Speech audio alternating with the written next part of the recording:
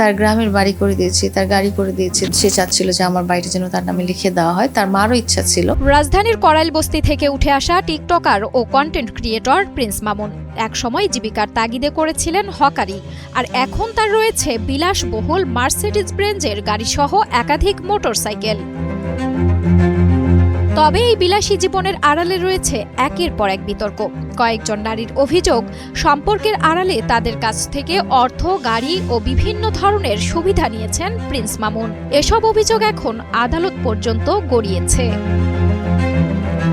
Prince Mamun আলোচনায় আসেন 52 বছর বয়সী তালাকপ্রাপ্ত লায়লার সঙ্গে সম্পর্কে জড়িয়ে। এই সময় দুজনের একসঙ্গে করা নানা ভিডিও ও লাইভ সামাজিক যোগাযোগ মাধ্যমে ব্যাপক ভাইরাল হয়। এরপর তাদের সম্পর্ক ভেঙে যায় এবং শুরু হয় আইনি লড়াই। আমি ডিভোর্স, আমার বাচ্চা অসুস্থ।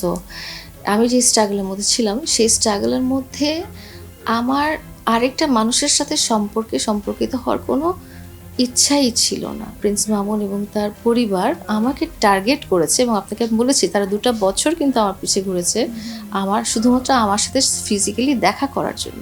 আমি জাস্ট এই ব্যাপারটাকে প্রথমত প্রতারণা, পরিকল্পিত প্রতারণা বলবো। লায়লার অভিযোগ, সম্পর্কের সময় তার কাছ থেকে বিপুল পরিমাণ অর্থ ও গাড়ি নিয়েছিলেন প্রিন্স মামুন। পরবর্তীতে তার বাড়ি প্রিন্স মামুনের নামে লিখে দেওয়ার জন্য চাপ দেওয়া হয় তাকে।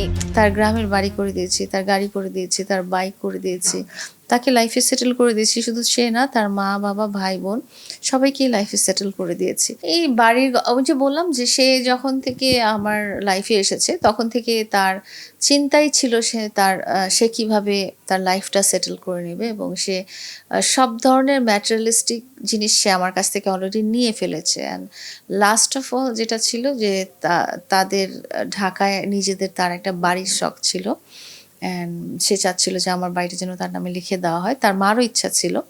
তো আমার বাড়ি যেটা ছিল সেটা হচ্ছে যে আমার বাবা মার বাড়ি। অন্যদিকে মোহনা নামে আরেক নারীর অভিযোগও প্রায় একই ধরনের। তার দাবি, বিয়ের পর প্রিন্স মামুন সম্পর্কের সুযোগ নিয়ে তার কাছ থেকেও হাতিয়ে নেন লক্ষ লক্ষ টাকা।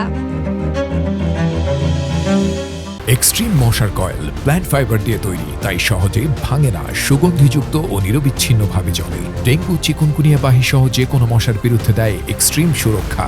লায়লা ও মোহনার করা পৃথক মামলায় এখন আদালতের মুখোমুখি প্রিন্স মামুন। এর আগে লায়লার করা একটি মামলায় তিনি কারাভোগও করেছেন। তবে এসব অভিযোগের বিষয়ে প্রিন্স মামুনের কোনো বক্তব্য পাওয়া যায়নি।